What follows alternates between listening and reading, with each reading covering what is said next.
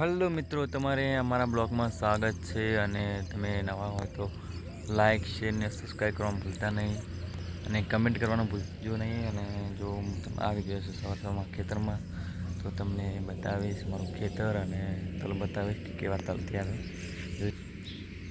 આ તલ કેવડા કેવડા તલ થયા છે. જો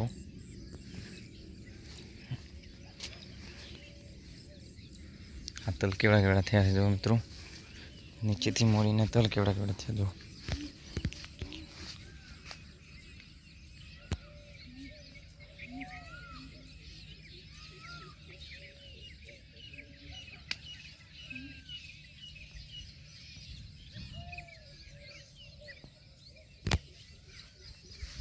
જો મિત્રો, આ તલ છે તો તલ અડદ ને મગ બધું ભેગું છે.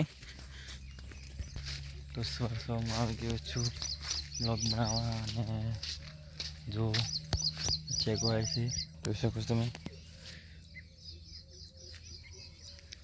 તલ કેટલું મસ્ત વાતાવરણ લાગે છે. લાગે છે ને ખાલી.